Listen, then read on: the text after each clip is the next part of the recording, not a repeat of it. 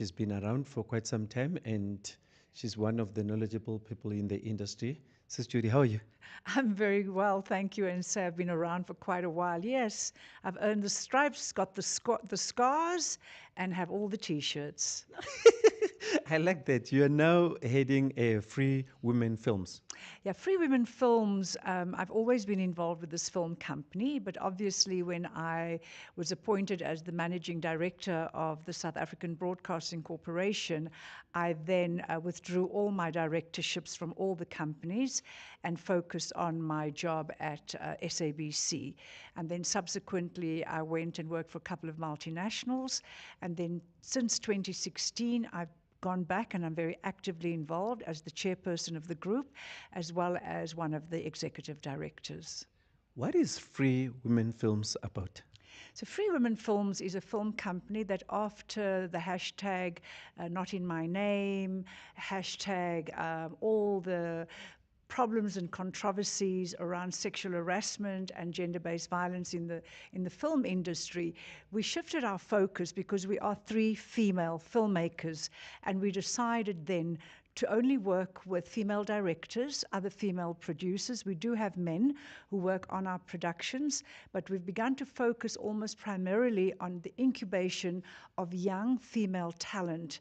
And as women in the industry, again, having come through numerous lawsuits, etc., around inappropriate and improprietary behavior on our sets, we just decided to niche our focus on women in film.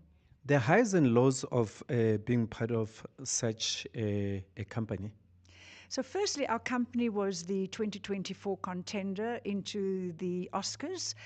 We were nominated as the South African, our film, which was Music is My Life, which is not about Ladysmith Black Mambazo, but was around the musical genius of Ubaba Shabalala.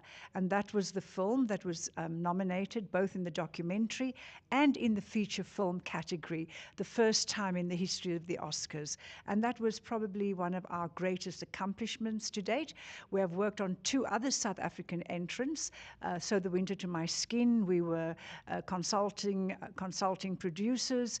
We've worked on numerous other big projects.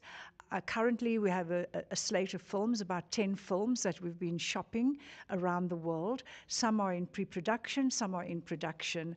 But over and above that, we are a multi-award winning film company.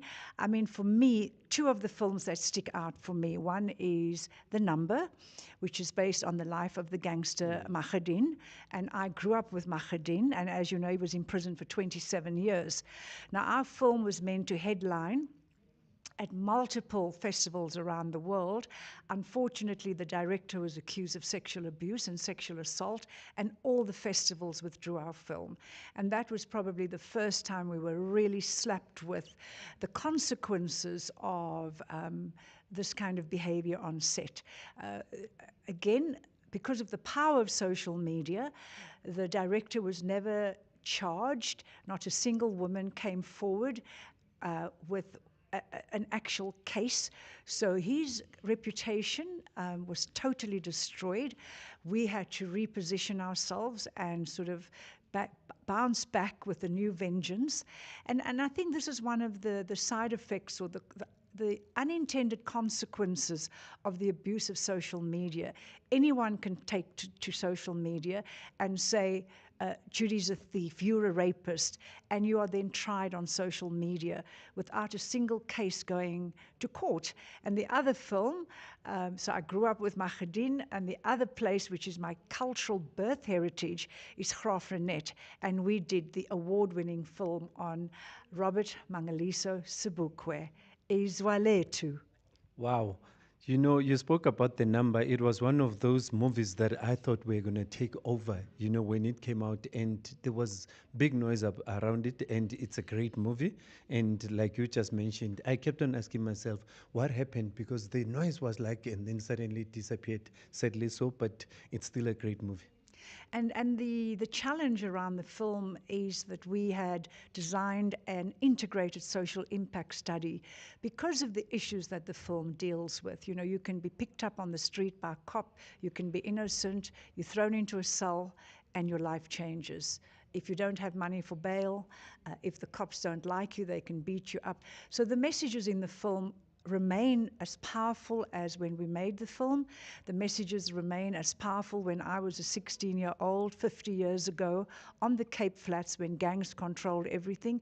And the film, we push all the time to see if we can use the film to promote a safer culture in the definition of what is masculinity. What defines a man? What makes a South African man a man today, outside of drugs and violence? I'm glad that you mentioned the brutality of social media, and I would also challenge you one day to have a movie that also talks about the brutality of social media, how it can build and destroy. Well, I'm just reminded about a film that is riveting that's on circuit at the moment. It's called Adolescence, where the 13-year-old is accused of murder. And when the police and the school and the community start looking at what's on the screens of young people, 13-year-olds, they realize that they have no idea of what the lived reality is of young boys and girls. And I was talking to some British colleagues of mine and saying, you know, here is a film that's the talk of adolescence today. And yet in our schools in South Africa, there is a stabbing, there is a shooting, the most recent case of the rape of the 7-year-old girl. And that's our lived reality in South Africa. And it's only if, I mean, we make films that have high social value content, but we also realize that the film has got to have legs, it has to travel. And when I designed Love Life many, many years ago, it was, if you can't entertain and educate, it doesn't matter what the material, what the thematics are, nobody's going to listen to you. So if you can craft a compelling story with a powerful narrative, irrespective of the issues, it can bring about social change. Wow, wow, wow. Your contribution to the creative synergy. Today, I was asked to come and talk on the power of to talk about soft power and cultural diplomacy in South Africa and in the world today. And of course, as an advocate of film, as a medium to drive a social narrative and to deliver tourism numbers. It was something that I deal with all the time, and I've worked extensively in South Korea.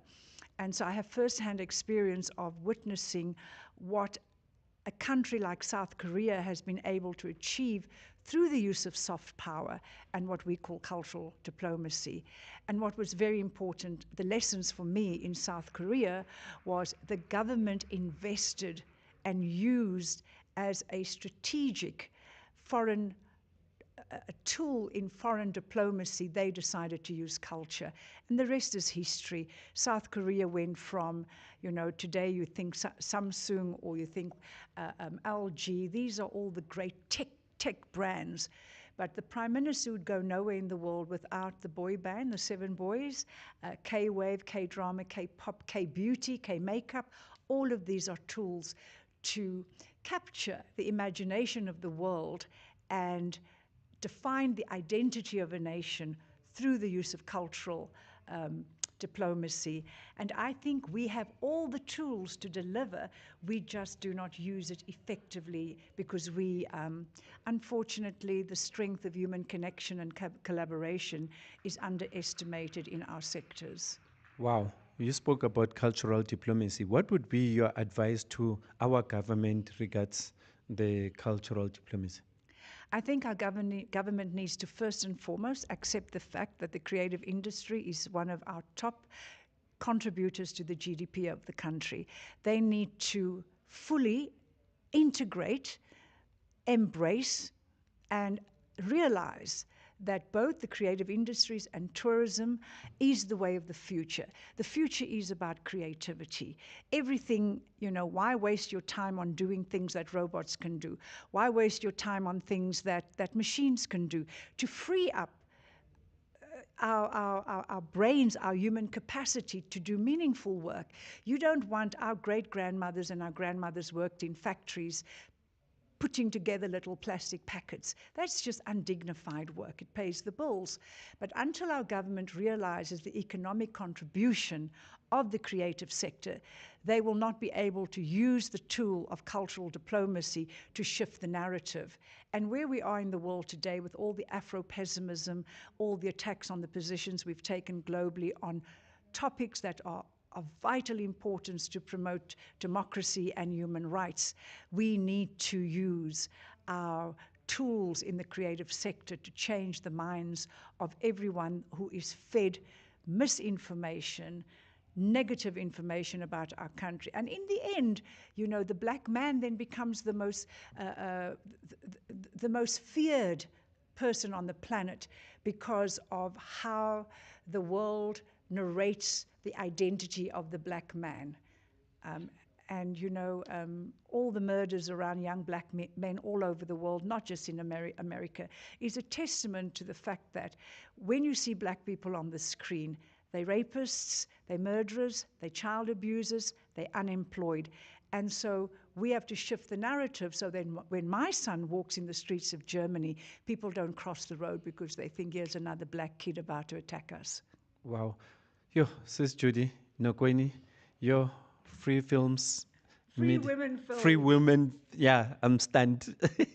You know, and it's 10 minutes, but I feel like it should be an hour. And I'm going to pose a challenge to you to come to our studios for a 1 hour session, because there are things that you've mentioned that we need to touch on: the brutality of social media, you know, having to run a film company as women, and also what you spoke about regards the cultural diplomacy. And those are the things that can help shape our industry going forward. Thank you. I will wait for the invite and I'll be there. Thank you. Thanks a lot. Thank you.